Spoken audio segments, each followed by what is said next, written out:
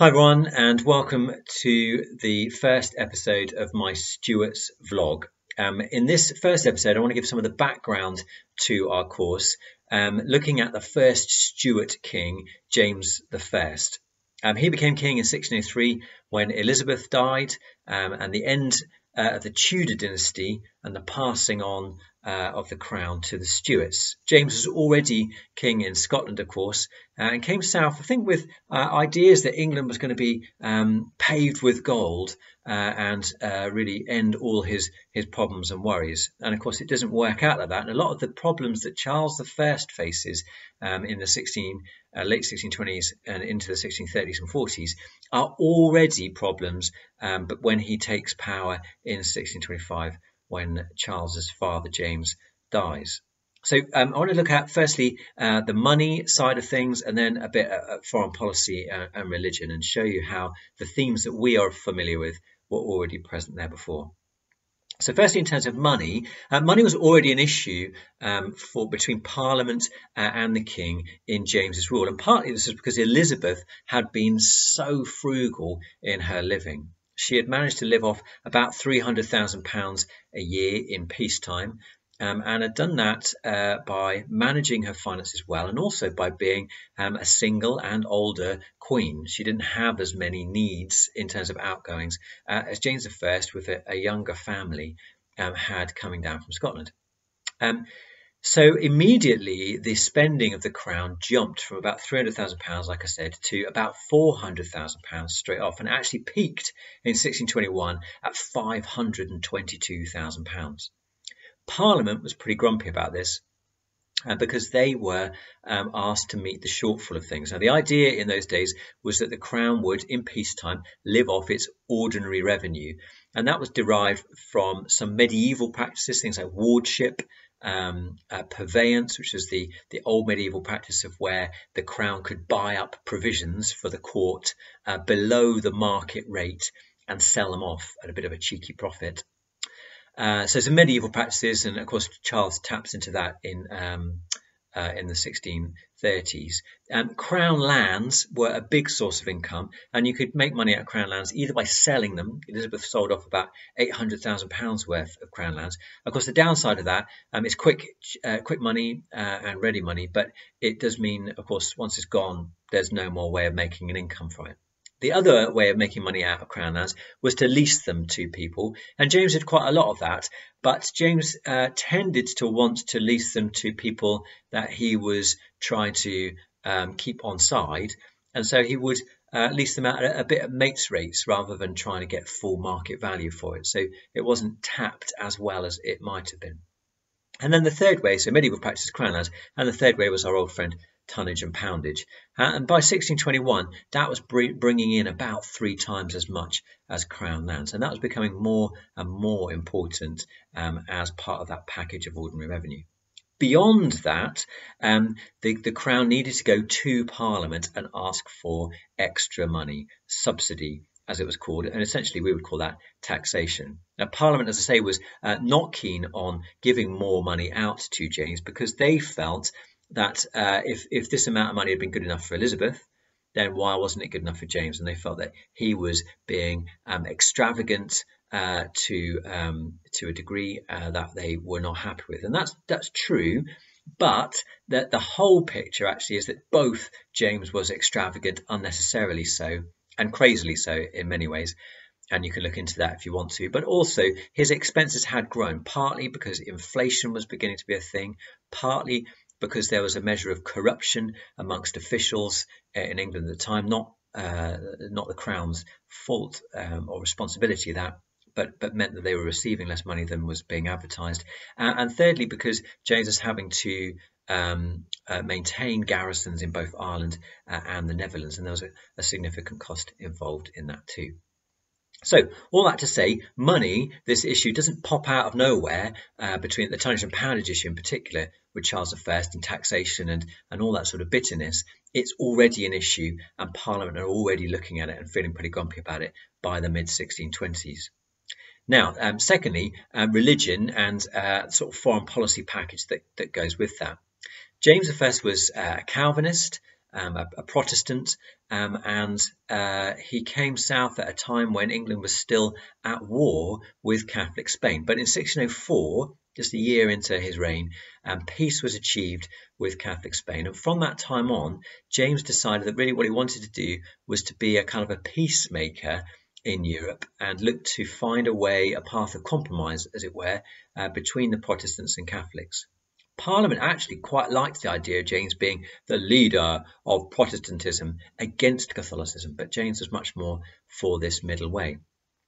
He's also a bit of a compromiser at home. The Puritans come to him with a bunch of requests about reforming the Anglican Church, and he finds them a bit trivial. But in 1610, he appointed George Abbot, a Puritan, to be Archbishop of Canterbury, and George Abbot appointed a number of Puritan or Puritan sympathetic clergy, and that whole issue just kind of dies down through James's diplomatic handling of things. He's a bit less diplomatic initially in terms of relations with Scotland. He has this idea of uniting the Scottish and English churches. He introduces bishops to Scotland in 1618.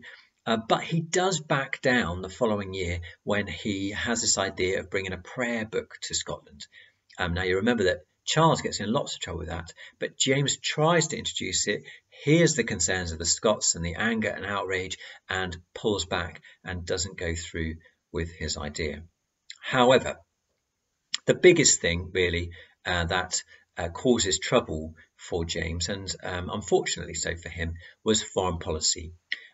He had the idea, like I said, of trying to tread that middle path between Protestants and Catholics. And so in 1613, he married his daughter Elizabeth to Frederick, Elector Palatinate.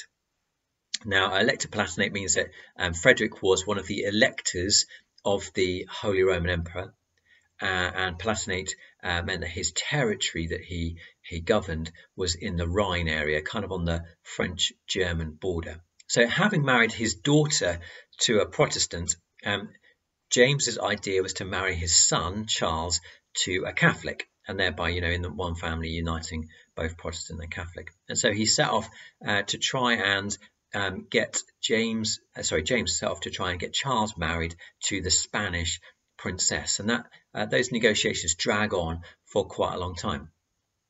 In the meantime, the 30 Years' War began in 1618, and this is a war between Catholics and Protestants in Europe, and actually it's triggered by the Habsburg Catholics causing trouble in Bohemia, and Frederick, Elector Palatinate, James's son-in-law, gets dragged into that, loses his land in that, and so England has to kind of respond to this crisis in the centre of Europe. Initially, James kind of wants to stay out of it a bit. He's not very keen on getting involved. Parliament wants a naval war against the Spanish. Parliament very much sees it as being Catholic against Protestant. James says, actually, we just want to pick on the Habsburgs. I still want Charles to marry a Catholic. And there's a sort of a miscommunication that goes on there. James thinks things through very carefully, very deeply, but doesn't communicate that very well to Parliament. Two things happen to change that. In 1623, to try and get his marriage sorted out, Charles and Buckingham pop off to Madrid on a sort of lads' weekend away to try and woo the Spanish princess. However, when they're there, the Spanish kind of take them prisoner for several months, and it's touch and go whether they're going to be released or not. When they are released, of course, they come back furious with the Spanish, and agreeing completely with Parliament that a war against Spain and against Catholicism generally is a good idea. So Charles is actually instrumental in getting Parliament to pass that the laws that give money for that war against the Catholics, and instrumental in talking his dad James into prosecuting that war. That means that Parliament voted through £300,000 for that war against the Spanish, but they do put restrictions on how that should be spending, and how that should be spent. This is key in that Buckingham then takes charge of that money and does two things that really annoy Parliament. Firstly, in 1624, he negotiates a marriage for Charles with a Catholic, which is what James wanted, but a French Catholic, so not against the Spanish. But this still annoys Parliament, who are thinking of the 30 Years' War in terms of Protestants against Catholics. And of course, Henrietta Maria comes with all sorts of Catholic baggage, as we'll look at later on.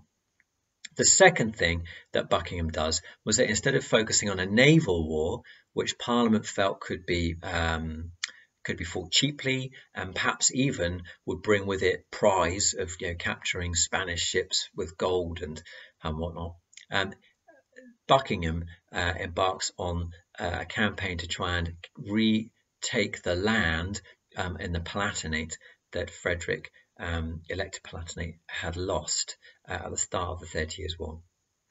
That's set up in 1625 with the Mansfield campaign, which ends in complete disaster. The French don't help out. The whole point of the marriage between Charles and Henrietta Maria had been that the French said that they would help, and they don't, and it all just kind of falls apart completely.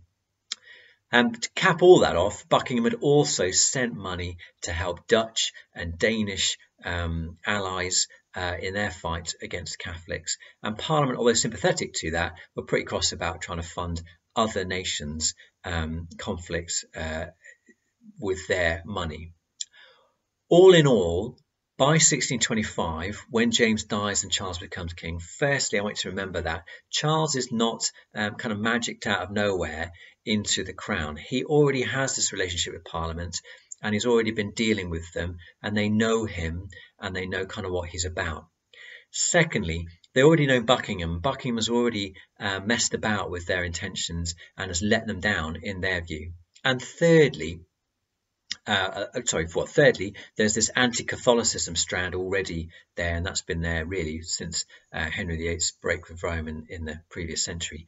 And then fourthly and finally, money is a big issue between Parliament and the Crown. And I think very much when Parliament meets in its first session when Charles becomes king, Parliament is already thinking, how can we get control back of finances in this country?